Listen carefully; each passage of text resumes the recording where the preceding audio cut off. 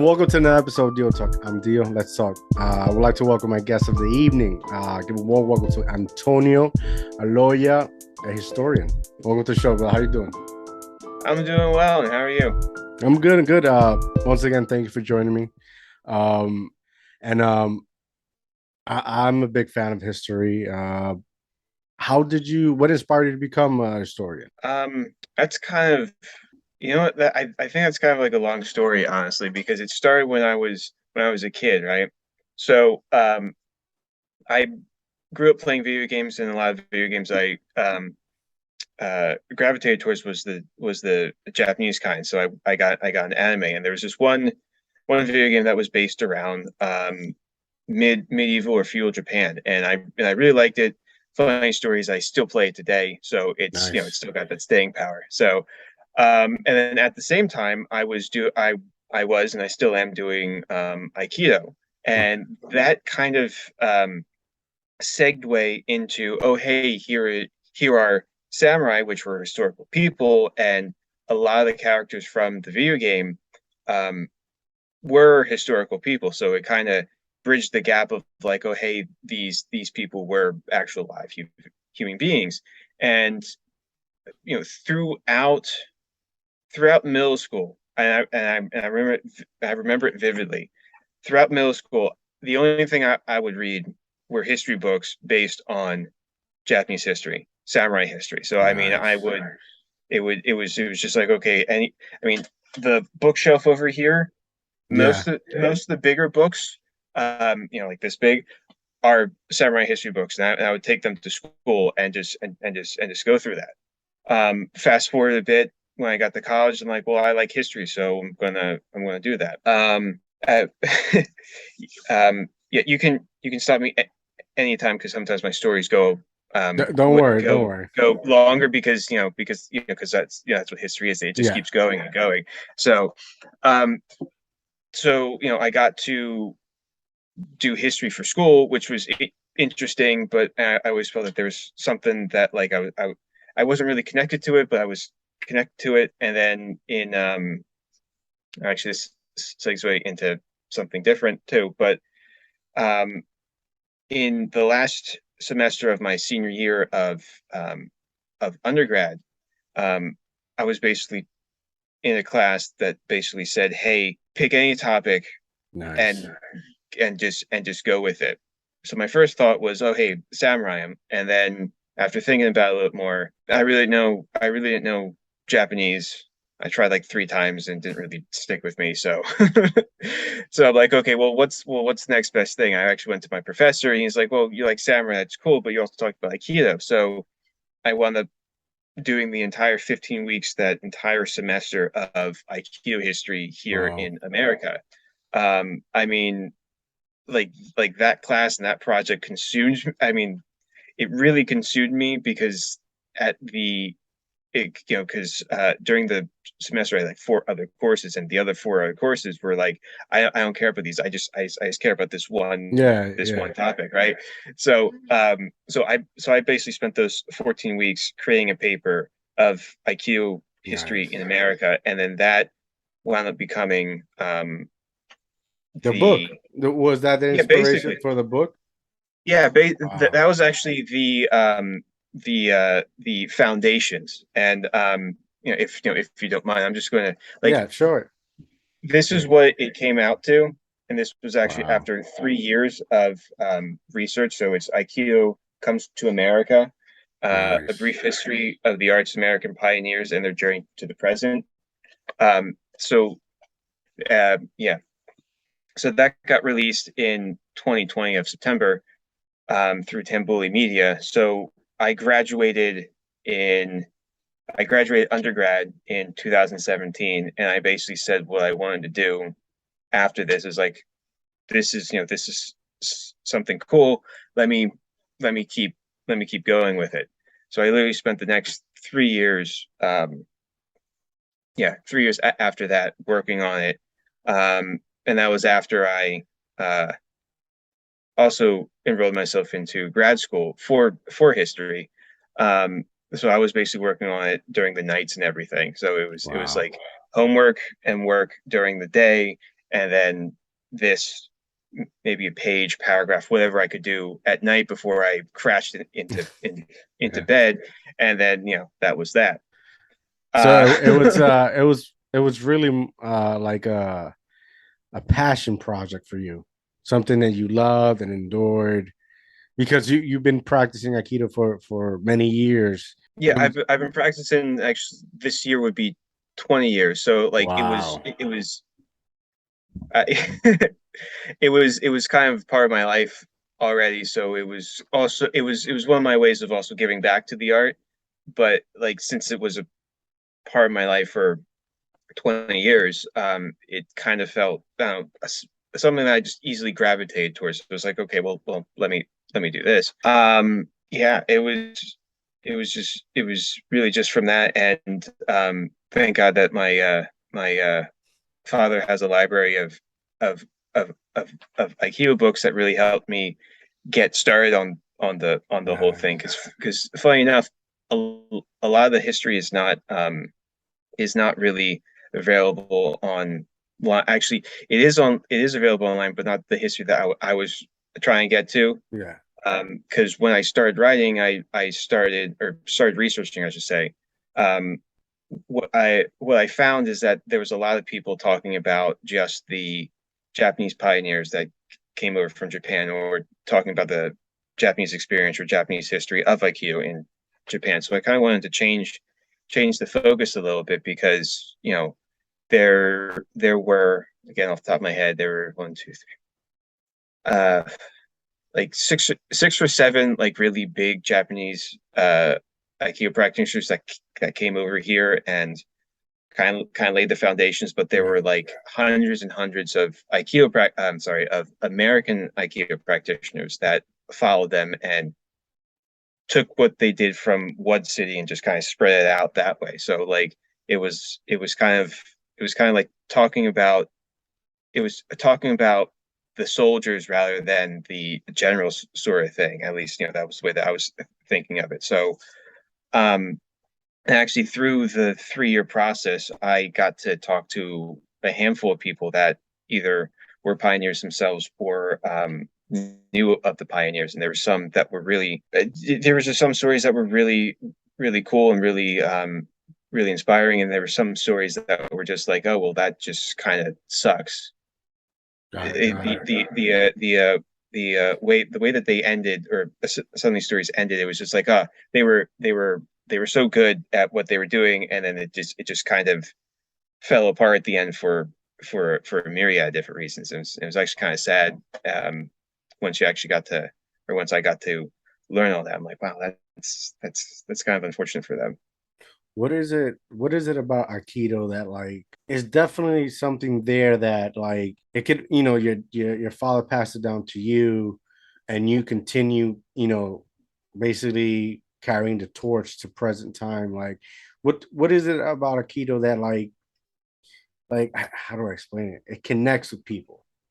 Like because usually like dads pass things down to their kids and like I'm just doing this because my dad did it and I just want to make it happy. But it's different because it like it ignited a flame within you that doing it for 20 years. You wrote your own book. When you speak about it, like your eyes glitter, like you love the art. Like it's way different than like when I practice jujitsu, right? I Mhm. see a lot of people like besides my professor who like you could tell he loves it. But like, anybody upper ranks, belts and whatnot, they just, in my opinion, right? I could be wrong. I just see it as like it's another training for their MMA career, or they want to compete, or it's like very I don't try to very manly thing, like eat meat, cut wood, lift shit up and put them down, type of thing for them. Right. Well, there's there's a few different viewpoints on that. One is that Aikido isn't situated. Okay, I should say many of the styles or interpretations of Aikido are not situated as a competition based art or sport, as some people would say. It's more focused on um, the harmony between the two partners, and this then goes into the philosophy of Aikido, where it is harmony with you, yourself, your partner, the universe, and etc. If you read some of the founders' writing, Morihei Ueshiba's writing, there's a lot of talk of your own person, your own self being connected, harmonized, joined with the universe and nature. Now, he came from a very Shinto background, which is like a nature animist sort of religion. So there's a lot of that connection there. What else was I going to say?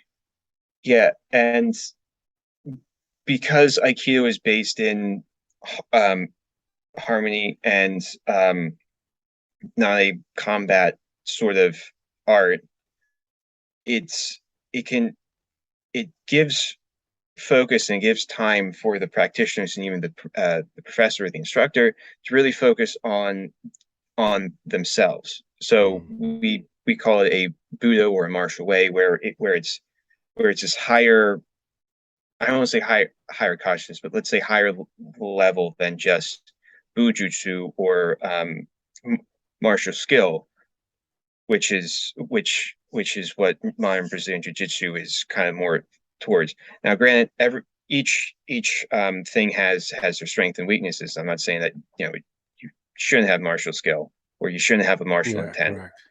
but the fact that Aikido focuses more on the physicality being the metaphor for uh, connection and harmony. I know I'm saying harmony so No, don't much. worry about it. We in IQ kind of kill the word harmony, but but it really is having that sort of connection with yourself to other people.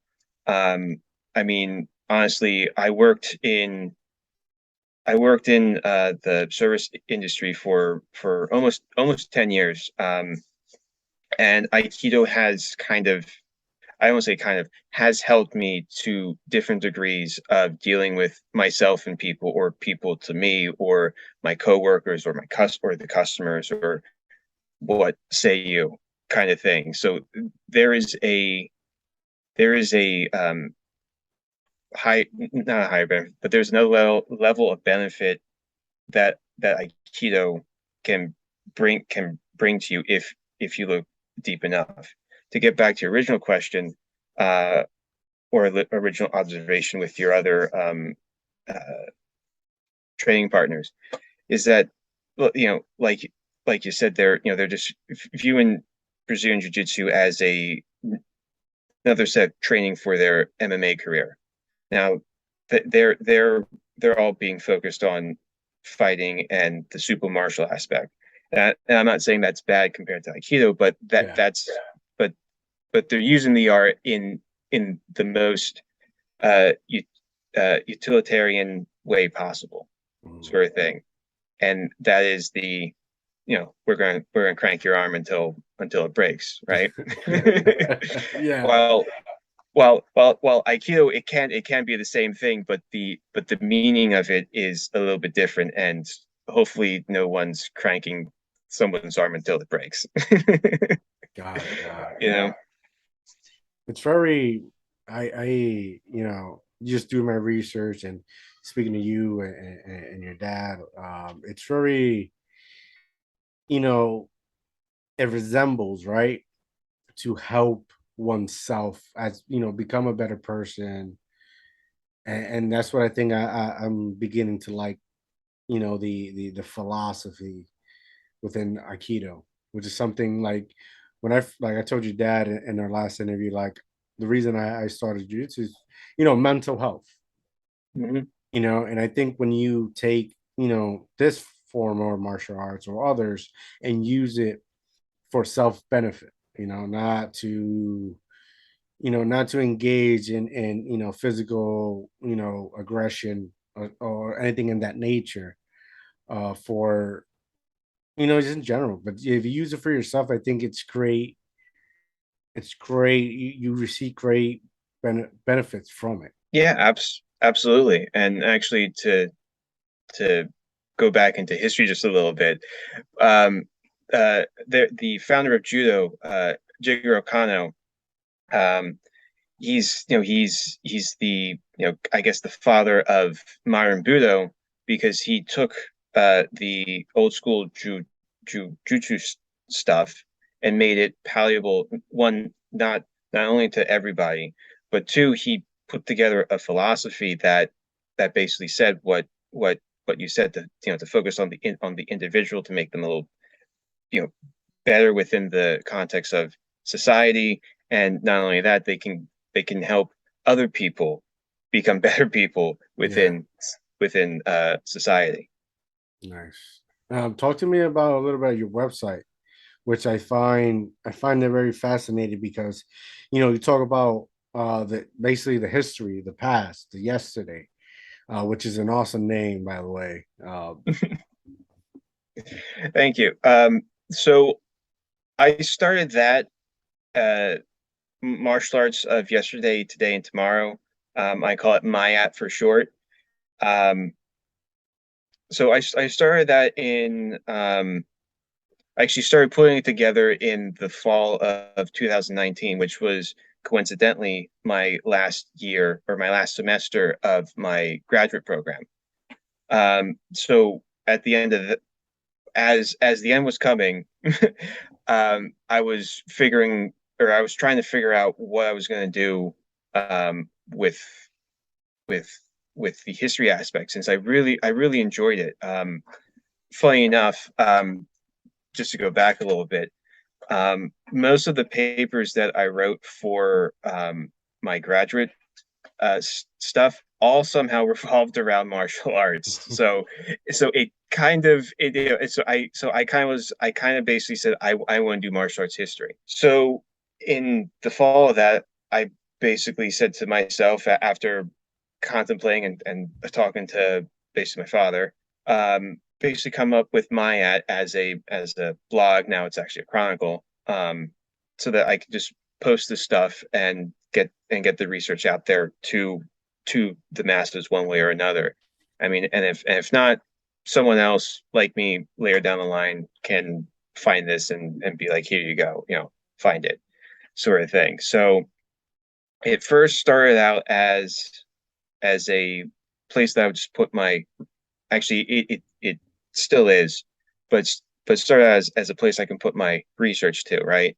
And initially it was all a bunch of interviews I did for the book and some of the papers I did back in grad school. Um, and it was really only tailored to Aikido because that was the only thing I really did before.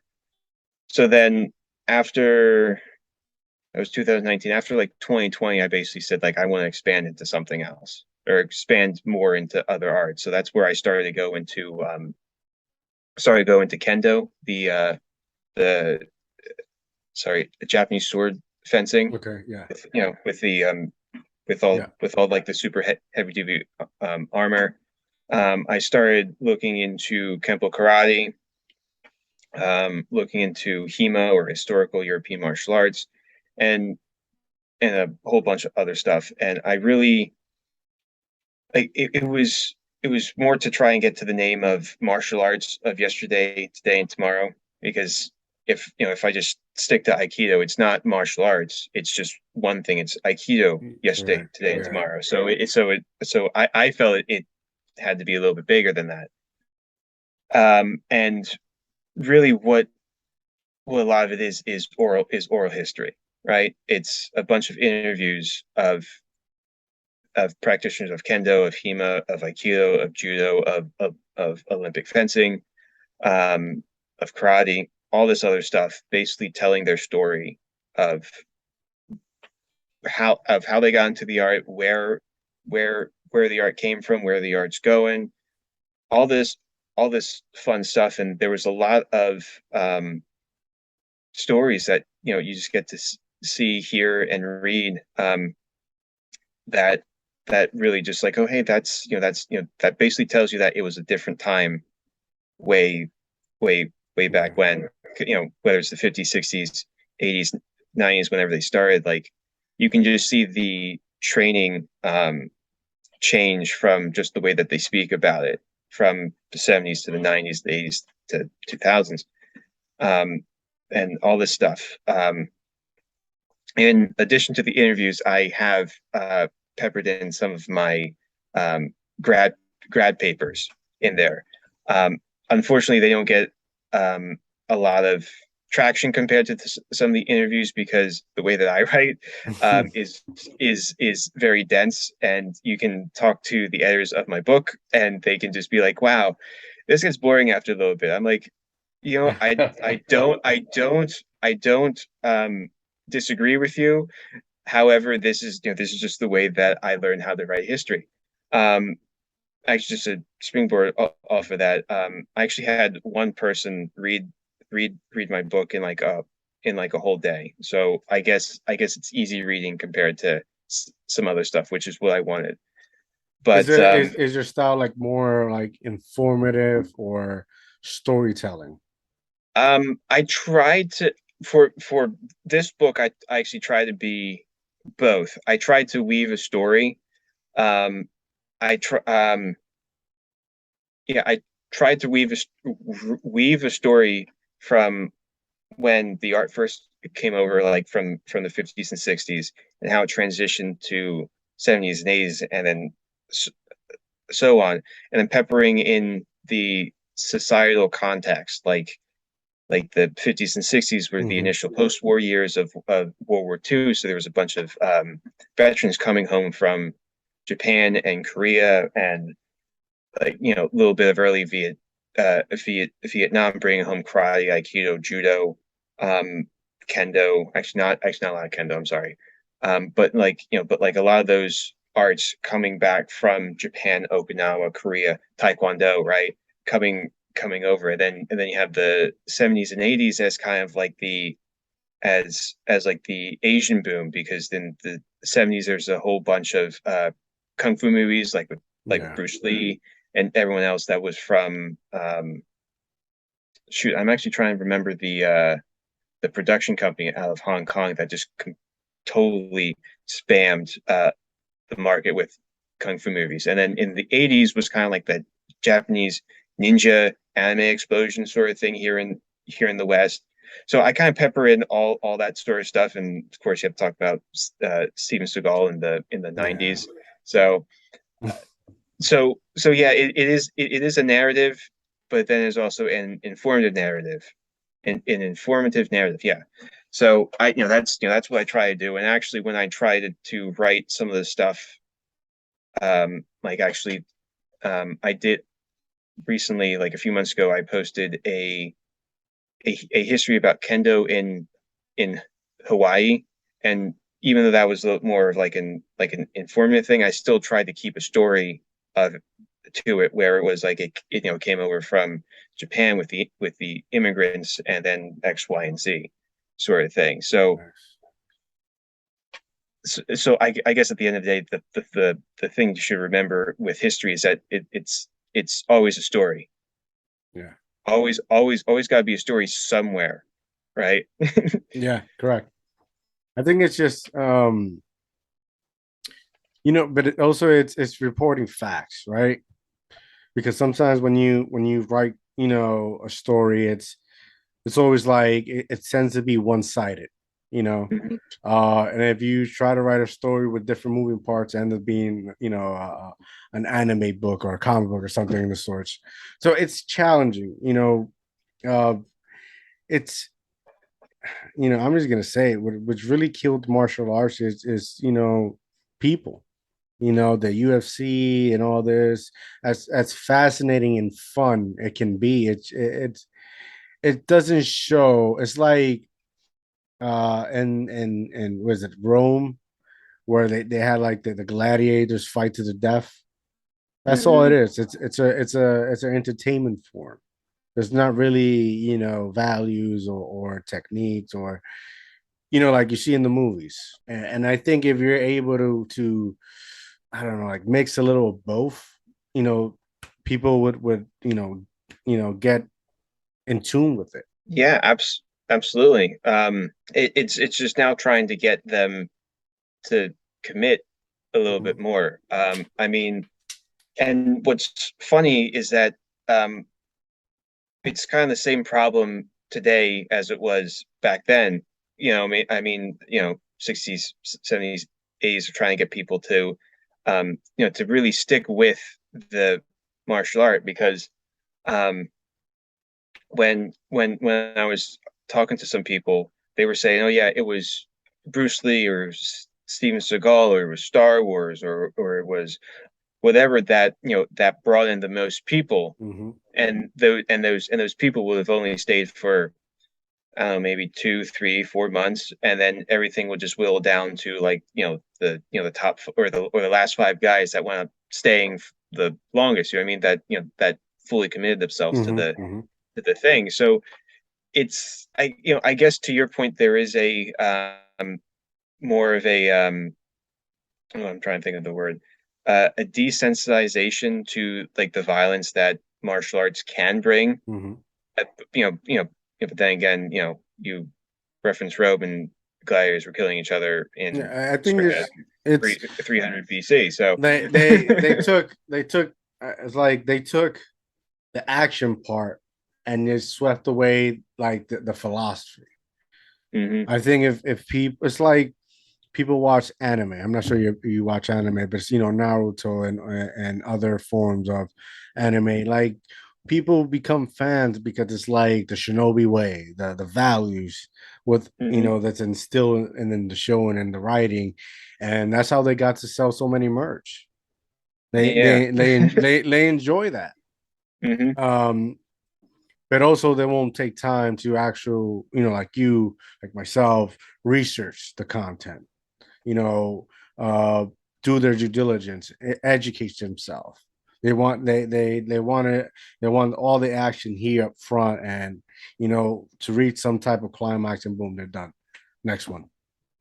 It's like that's kind of like the it's kind of like music. It's like, oh hey, there is a song or whatever. We'll just listen to it once. So hey, is it good or is it bad? Whatever. And if it's not, we'll just throw it Yeah, away. yeah, So it is kind of like that. It is kind of like that that climax thing that they're all searching for like right now. And sometimes you have to not have the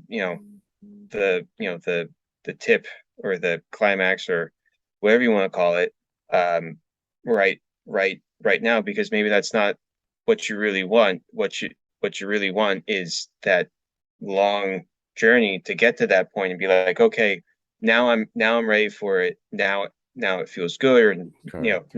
or now I feel I won't say complete, but but now I feel benefit from this because of all this other stuff, right? Yeah. Yeah.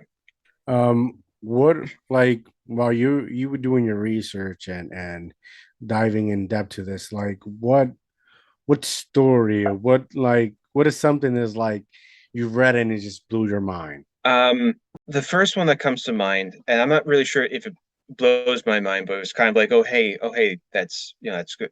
That's a cool thing. But I was talking to who is he? I was talking to an Aikido person, George Kennedy, who's in Atlanta, Georgia. I was talking to him about Rodney Grantham, who is an ex judo guy turned um, uh, Aikido. He spent time in Korea in a MASH unit, and he wound up being a pioneer in the southeastern United States.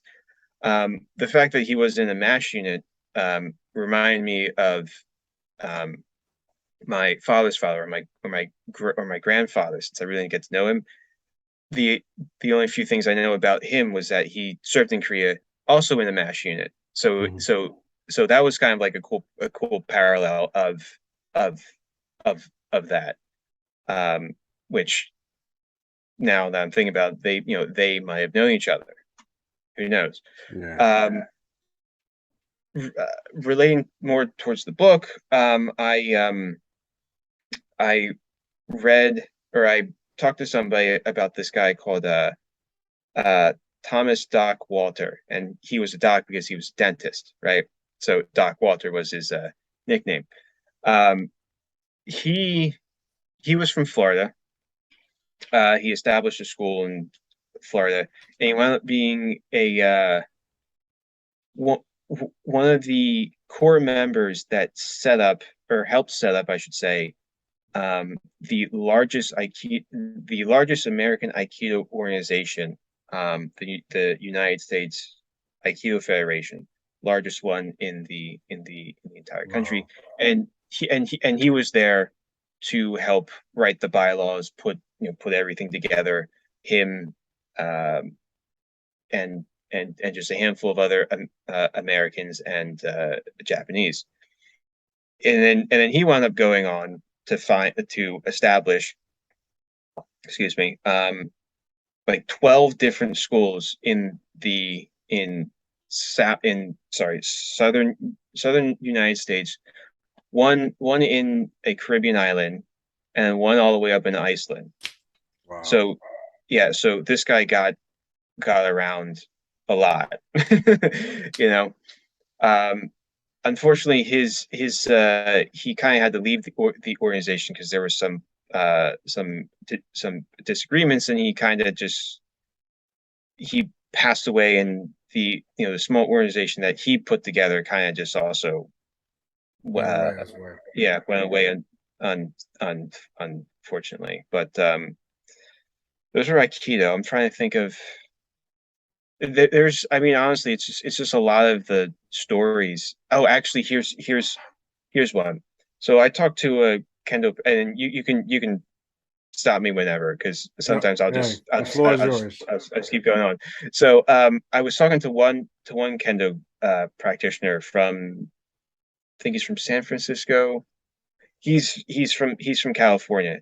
Younger guy, right? And actually, a lot of the Kendo people that I talk to are older. So, and and there's a different way of how they approach interviews. So there's this younger guy who was very open to his experience.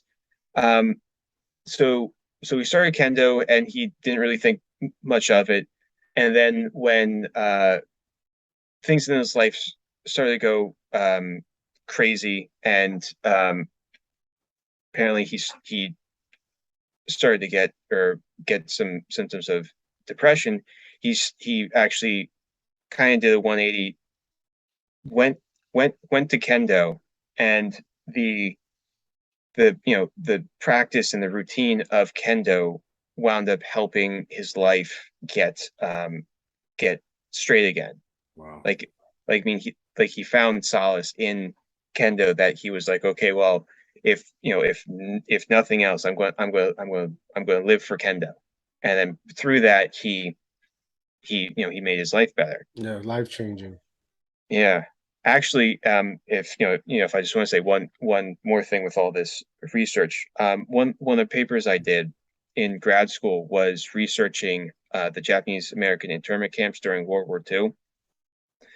I focused in on this one war relocation camp, or concentration camp, internment camp, whatever you want to call it, called Manzanar, which was in southeast part of California.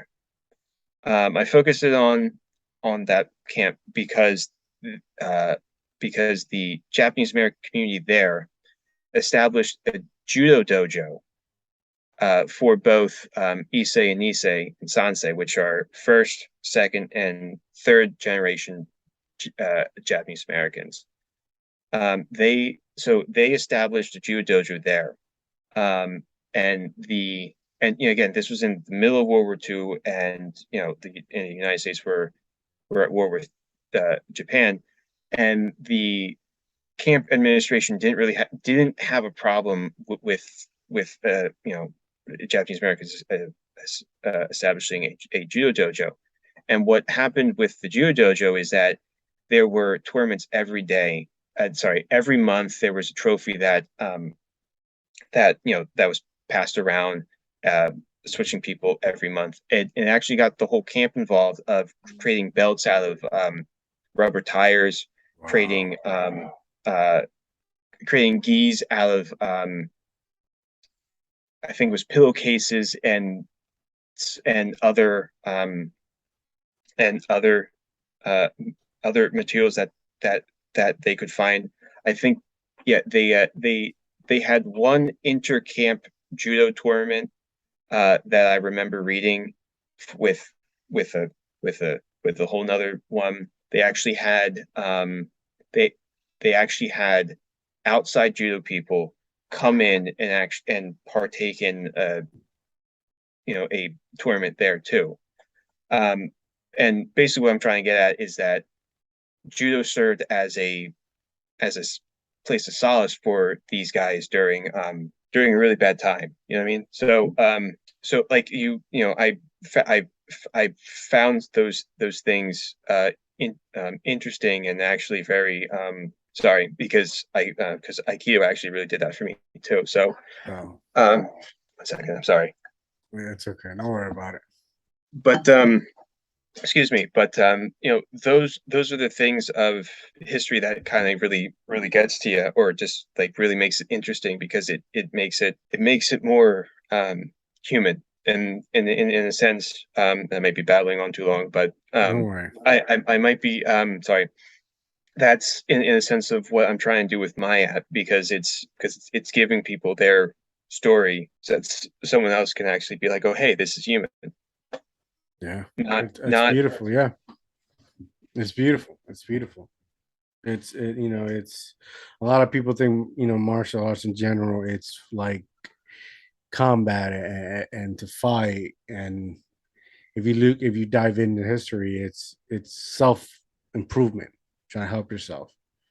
Trying to it's like physical therapy. Yeah, absolutely. And if you think about where the samurai were, especially once the country was at peace in after 1615, um, there wasn't really a lot to do with fighting and killing each other. I mean, wars were over, right? So where else can we bring this this killing art to? It's not killing the opponent outside, it's killing the opponent within, or waging the war within, Yeah, sort of thing. So I mean, yeah, martial arts is so much more than yeah. just It's just it's like a sense. It gives you like almost like a sense of responsibility. hmm It's like boxers. They can't once they get their license or something like that, they can't box outside of the ring. That responsibility. Same sense like if you're doing martial arts, you have all these technique to possibly hurt somebody, but yet you have to be responsible enough to know not to use them. right, right. And what's oddly enough is I was actually thinking about, well, can I actually do this? Can I actually do that? Will I have an issue putting this thing on? And I'm like, but I'm gonna hurt somebody Yeah, willingly. I correct. mean, no matter the context, whatever. But it's just like, I'm gonna use this thing to hurt somebody. I'm like, how am I gonna feel about that, right? So it's kind of taking that deeper look of like, sure, you can go out and hurt somebody, but in the long run, it's not going to feel good to you, right? Correct. Yeah. Yeah, 100%. What are some things that readers can find once they purchase your book? What they can find uh, is probably one of the first, or one of the only sources um, of American Aikido history Mm, that's that's out there.